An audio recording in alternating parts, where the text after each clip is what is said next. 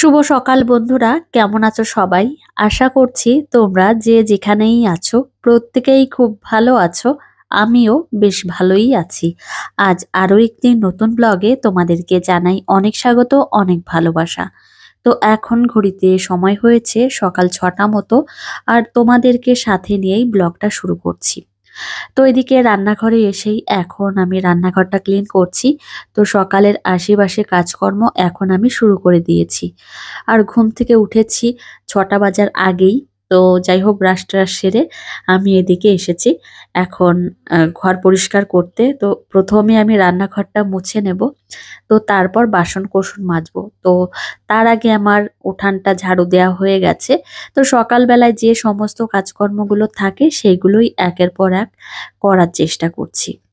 তো আবার মাথায় টেনশন আছে, সকালবেলায় রান্না-বান্না করতে হবে ৯টার আগেই। আমার শ্বশুরমশাই যেহেতু ৯টার আগেই খেতে বসে যান, সেই জন্যই এগুলো তো করতেই হবে। আর শাশুড়ি মা তো এখনো বাড়িতে আসেনি। তো সেই জন্যই সমস্ত কিছুই আমার হাতে।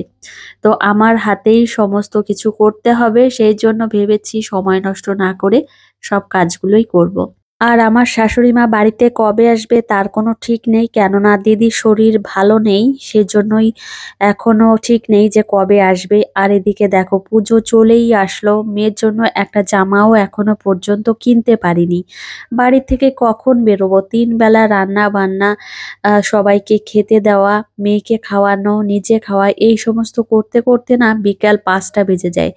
তো সেই জন্য না বেরোনো হচ্ছে না। তারপর আবার তো সন্ধ্যার পরে আবার সবার জন্য চা, তারপর মেয়ের জন্য খাবার তৈরি। তো এই করতে করতে সময়টা চলে যাচ্ছে। আর এদিকে দেখো বাসন-কোসন আমি মেজে ধুয়ে নিয়ে এসেছি আর চা বানিয়েছি। চাটা বানিয়েছি হচ্ছে আমার শ্বশুরমশাইয়ের জন্য। আর আমার বোন এসেছে আমাদের বাড়িতে গতকালকে রাতের দিকে। তো রাতের দিকে বলতে বিকালেই এসেছিল। তো ও একটু পার্লারে গেছিল, সেই জন্য একটু লেট করে আমাদের বাড়িতে ঢুকেছিল। আর এদিকে সকালবেলায় আমি সিমাই রান্না করছি আর রুটি বানাচ্ছি। আর আমার বোন আজকে চলে যাবে। তো রেডি হয়ে গেছে, বলল কি দিদি এখনই বেরিয়ে যাব। তো আমি বললাম যে সকালের খাবারটা রান্না করা হোক, তারপর যাস, খাওয়া দাওয়া করে যাস। কিন্তু বলল না, আমি চলে যাই, বাড়িতে গিয়ে আবার রান্না বান্না করব। তো যত তাড়াতাড়ি হোক না কেন আমি কাজটা করার চেষ্টা করছি। যতই হোক বোন বাড়িতে এসেছে, ও কি খালি মুখে যাবে বলো? তো মনের মধ্যেও ভালো লাগে না যে ও বাড়ি থেকে বেরোবে, কিছু একটা খেয়ে যাক। সেই জন্য এদিকে আমি আপ্রাণ চেষ্টা করছিলাম অন্তত সেমাইটা রান্না করা হয়ে যাক, তাহলে ওকে আমি তাহলে সেমাইটা খেতে দিতে পারবো, রুটি না খাক না খাক। তো তারপরে যে দেখো সেমাইটা আমি রান্না করে নিয়েছি আর এখন আমার বোনকে খেতে দেব। তো তারপর খেয়ে দিয়ে ও আবার বেরোবে। তো আজকে সকালবেলায় আমাদের খাবার হচ্ছে সিমাই আর হচ্ছে রুটি। তো এই হচ্ছে আজকে আমাদের খাওয়া দাওয়া। আর এদিকে দেখো বাটিতে আমি নামিয়ে নিয়েছি। আর সকালবেলায় ভেবেছিলাম আদিশ্রীকে সিমাই খাওয়াবো, কিন্তু খাওয়াইনি, তার একটা কারণ আছে। সিমাই হচ্ছে বাসি দুধ দিয়ে রান্না করেছি, মানে ২ দিনের ৩ দিনের দুধ জমা ছিল ফ্রিজের মধ্যে, সেই দুধটা দিয়েই আমি সিমাইটা রান্না করেছি, সেই জন্য আমার মেয়েকে খাওয়াইনি। আর খেলে ওর পেটে প্রবলেম হতো। আর আমার মেয়েকে যে দুধটা খাওয়াই সেটা হচ্ছে যেদিন আনবো সেদিনই খাওয়াই। আর এই যে দেখো আমার বোন এখন রেডি হয়ে গেছে আর এখন বেরিয়ে যাবে। কত বললাম যে থাক, কিন্তু থাকলো না, ওর মেয়েকে বাড়িতে রেখে এসেছে ওর ননদের কাছে। সেই জন্য বলল কি যে পৌশালী বাড়িতে রয়েছে, তাহলে তাড়াতাড়ি চলে যাই। তো এই যে দেখো এখন তোমাদের দাদাভাইয়ের সঙ্গে যাচ্ছে। তোমাদের দাদাভাই আবার ওকে গাড়ির কাছে নামিয়ে দেবে, সেখান থেকে ও গাড়ি ধরে বাড়ির দিকে যাবে। আর এদিকে এখন চলে এসেছি আমার মেয়ের খাবার গোছাতে। তো আজকে সকালবেলায় আদিশ্রীকে কর্নফ্লেক্স খাওয়াবো, তার জন্য এই যে দেখো কর্নফ্লেক্স একদমই রেডি করে নিয়েছি। আর এখন চলো খাইয়ে দিই। যাই হোক, মেয়েকে সকালের খাবার খাইয়ে দিয়ে তারপর এদিকে আমি চলে এসেছি ঘরটা গোছাতে। তো ঘর না গোছালে তো হবে না, তো ঘরটা না গুছিয়ে রাখলে দেখতেও ভালো লাগে না। যতই কাজকর্ম থাকুক না কেন ঘরটা গোছানোর একটু অভ্যাস রয়েছে আমার। তো ঘর না গোছালে ভালো লাগে না। আর ঘরের মধ্যে যখন আসবো যদি দেখি খাটটা একদম এলোমেলো রয়েছে, সত্যি ভালোও লাগে না। সেজন্য ভাবলাম যে হাতে একটু সময় রয়েছে আর আদিশ্রী ও দাদাভাইয়ের কাছে রয়েছে নিচে। তো সেজন্য ভাবলাম যে এখনই আমি গুছিয়ে নিই ঝটপট করে। আর এই যে এখন বালিশগুলো নিচে নামিয়ে রেখেছি। তো ভাবলাম যে এখন খাটটা একটু ভালো করে পরিষ্কার পরিচ্ছন্ন করে নিই। সামনে তো পুজো চলেই আসলো আর হাতে গোনা কয়েকদিন মাত্র। এখনো পুজোর শপিং কিন্তু আমাদের হয়নি। আর আমার ছোট্ট মেয়ের জন্য এখনো পর্যন্ত কোনো কিছুই কিনতে পারলাম না। তো আমার হাসবেন্ড তো আমাকে পুজোর টাকা দিয়ে দিয়েছে, তারপর মেয়েকেও দিয়ে দিয়েছে, কিন্তু ওই যে বললাম সময়ের অভাবের জন্য বেরোতে পারছি না। তবে আমার শাশুড়ি মা যদি ২-১ দিনের মধ্যে আসে, দেখি আমি ফোন করে দেখব, যে বলবো মা তুমি ২-১ দিনের মধ্যে আসো বাড়িতে, তাহলে পুজো শপিংটা করে নিই, পুজো শপিং হয়ে গেলে তাহলে তুমি আবার চলে যেও। তো সেটা বলবো ভাবছি। তো দেখা যাক কি করা যায়। আর এদিকে দেখো এখন খাটটা আমি গুছিয়ে নিয়েছি। সকালে স্নান টান করা সমস্ত কিছু হয়ে গেছে, ঠাকুর পুজো হয়ে গেছে। আর এখন এই কাজগুলো আমি করে নিলাম। আর এই যে দেখো খাটটা এখন আমি সুন্দরভাবে গুছিয়ে পরিপাটি করে নিয়েছি। আর আমার মেয়ের যে পুতুলটা রয়েছে এখানে আমি সাজিয়ে রেখেছি। খাটের উপর আসলে আমার মেয়ে খুব আনন্দ পাবে। তো আদিশ্রী নিচে আমাকে খুঁজছিল যে মা কোথায়। তো উঠানে এসেও ডাকছিল আমাকে, তারপর আমি ডাক শুনেছি যে আমি এখানে এসেছি, এসো। তো তারপর ও দাদাভাই ওপরে এসে দিয়ে গেছে। আর এখন আমার সঙ্গে একটু থাকবে। আর এই ব্যালকনিতে বসে থাকতে কি যে ভালো লাগে। ভেবেছি এখানে একটা চেয়ার রাখবো। তো এখানে বসে বসে থাকবো, খুব ভালো লাগে এখানে, জানো তো। বিশেষ করে এই যে বিকালের দিকে না হলে সকালের দিকে খুব ভালো লাগে এখানে বসে থাকতে। আর দুপুরের দিকে তো প্রচন্ড পরিমাণে গরম, এখানে টেকাই যায় না। আর পাথরও প্রচন্ড গরম হয়ে যায়।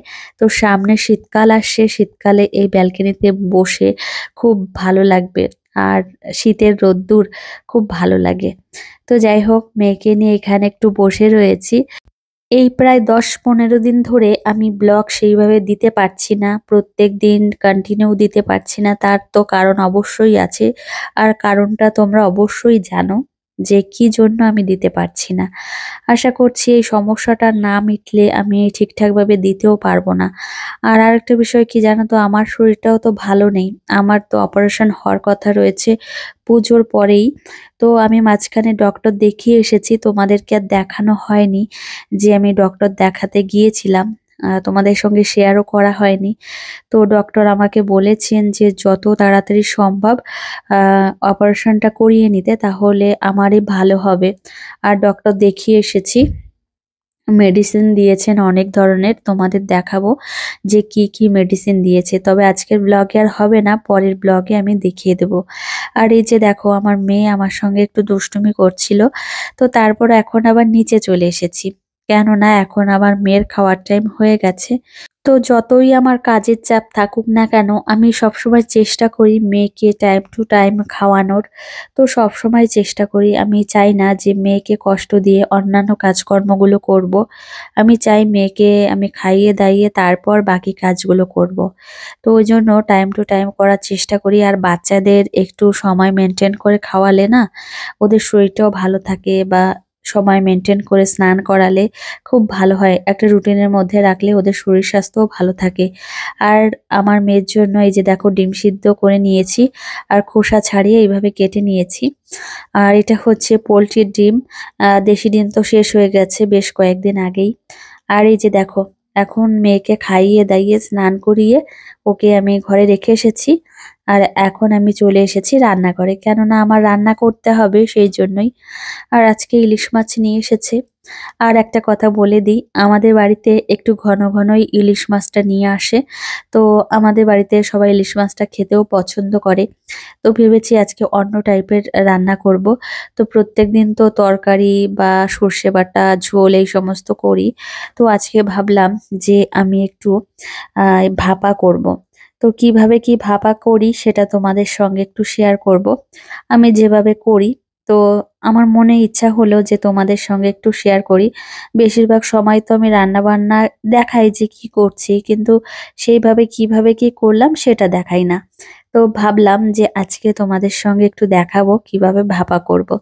তো এখানে পিস মাছ রয়েছে, ৮ পিস মাছ রয়েছে। তো এই মাছগুলো আমি আলাদা করে রাখছি। আর মাথা, লেজা যেগুলো রয়েছে সেগুলো দিয়ে ভেবেছি একটু বেগুনের তরকারি করব। যে ছোট, ছোট যে কুলি বেগুনগুলো রয়েছে না ওইগুলো দিয়ে তরকারি করব। আর আমাদের বাড়িতে বেগুনের তরকারিটা খেতে খুব পছন্দ করে। আর ইলিশ মাছ দিয়ে বেগুনের তরকারি রান্না করলে খুব ভালো লাগে, খুব টেস্টি লাগে। তো সেজন্য ভেবেছি ছোট, ছোট বেগুন দিয়ে আর ইলিশ মাছের মাথা আর লেজ দিয়ে আমি তরকারি রান্না করব। তো এদিকে আমি এখন ফোড়ন দেব। আর বেগুনের তরকারি রান্না করতে বেশি একটা সময় লাগে না, একদমই তাড়াতাড়ি হয়ে যায়। আর ভাপা করব তো মশলা-টশলা সমস্ত কিছু আমি শিলনোড়া থেকে বেটে নিয়েছি। দেখবে ভাপার যে মশলাটা সেটা আবার মিক্সি থেকে করলে তেমন একটা ভালো হয় না। শিলনোড়া থেকে করলে না এই যে মশলাটা একদম মিহি হয়ে যায়, খুব ভালো লাগে। তো এদিকে বেগুনের তরকারি রান্না হচ্ছে আর ভাত রান্না হচ্ছে। আর এদিকে চলো আমি কিভাবে ভাপাটা তৈরি করব সেটা তোমাদেরকে দেখাই। ভাপা তৈরি করতে গেলে মশলা একটু বেশিই লাগে। আর এদিকে আদা বাটা, জিরে বাটা আমি এই যে দিয়ে দিলাম থালায়। তো এগুলো সমস্ত কিছুই আমি শিলনোড়া থেকে বেটে নিয়েছি। আর এখন আমি পোস্ত দিয়ে দিচ্ছি। আজকে আমি ভাপাটা পোস্ত দিয়েই করব। আর এদিকে দেখো কাঁচা লঙ্কা বাটা দিয়ে দিয়েছি। আর এখন এর মধ্যে একে একে স্বাদ মতো লবণ, তারপর হচ্ছে হলুদ গুঁড়ো সমস্ত কিছুই দেব। আর আমি সরিষার তেল দিয়ে দিয়েছি। আর এখন এই সমস্ত কিছু দিয়ে একটু ভালো করে ম্যারিনেট করতে হবে। তো তারপর আমি মাছগুলো দিয়ে দেব। মাছগুলো দিয়ে ভালো করে একটু মাখিয়ে টাখিয়ে তারপর আমি টিফিন কৌটার মধ্যে দেব। তো দেখা যাক কেমন কি টেস্ট হয়। তো মন দিয়েই রান্নাটা করছি। আর মন দিয়ে রান্না করলে আশা করি রান্নাটাও খুব ভালো হয়। চেষ্টা করছি যে রান্নাটা যাতে খুব ভালো হয় আর কি। আর ইলিশ মাছ আমার মনে হয় যেমন তেমন ভাবে রান্না করলেও ভালো লাগে। তো খুব ভালো একটা টেস্টি মাছ, কি বলবো। মাছগুলো আমি নুন হলুদ মাখিয়ে রেখেছিলাম। আর এখন আমি দেখো মশলার মধ্যে দিয়ে দিচ্ছি। আর খুব সুন্দরভাবে প্রত্যেকটা মাছ এপিঠ ওপিঠ করে ভালো করে এই যে মশলাটার মধ্যে একটু মাখিয়ে নিলাম। আর এখন এই টিফিন কৌটার মধ্যে খুব সুন্দরভাবে আমি সাজিয়ে দেব। তো খুব সুন্দরভাবে সাজাতে হবে। আবার খুব সুন্দরভাবে না সাজালে কি হবে জানো তো? তোলার সময় আবার ভেঙে যাবে। সেজন্য ভালো করে সুন্দর করে এই যে দেখো আমি ডবল করে দিয়ে দিলাম। আর এখন মসলা দিয়ে দিচ্ছি ওপর দিয়ে। তারপর আমি আরেকটু সরিষার তেল দেব, কেননা মাখানোর সময় অতটা পরিমাণে সরিষার তেল আমি দিয়েছিলাম না, সেই জন্য একটু এখান থেকে দেব। আর এখন দেখো এই যে আমি সরিষার তেল দিয়ে দিলাম। আর এখন আমি ঢাকনটা দিয়ে আটকে দিলাম। আর এখন আমি ৪-৫টা প্লাস্টিক দিয়ে ভালো করে টিফিন কৌটাটা আমি আটকে দেব, মানে ভালো করে বেঁধে দেব, যাতে মানে প্রেসার কুকারে যখন দেব তখন জলটা যাতে ভেতরে না যায়। আর এই যে প্লাস্টিক দিয়ে বেঁধেছি জন্য দেখো এই যে প্রেসার কুকারটা কেমন সাদা হয়ে গেছে। তো হয়তো প্লাস্টিক গলে গলে গেছে, সেই জন্য এই অবস্থা হয়েছে। আর প্লাস্টিক আমি এই যে খুলে নিয়ে আসলাম। তো দেখো ভাপাটার মধ্যে একটুও জল ঢোকেনি। আর এত সুন্দর ভাপাটা হয়েছে, মানে দারুণ একটা কালার এসছে আর এত সুন্দর একটা গন্ধ বেরোচ্ছে, কি বলবো। তো এদিকে প্রথমে আমার শ্বশুর মশাইকে আর তোমাদের দাদাভাইকে খেতে বসিয়ে দিয়েছি। তারপর আমার মেয়েকে খাওয়াবো, মানে এনাদের খাওয়া হয়ে গেলে তারপর আমার মেয়েকে খাওয়াবো। তো এই যে দেখো আমার মেয়ের খাবার রেডি করে নিয়েছি। আজকে আমার মেয়ের জন্য বেগুনের তরকারি রেখেছি। তো এখন আমার মেয়েকে দুপুরের খাবার খাওয়াবো, অনেকটাই দেরি হয়ে গেছে।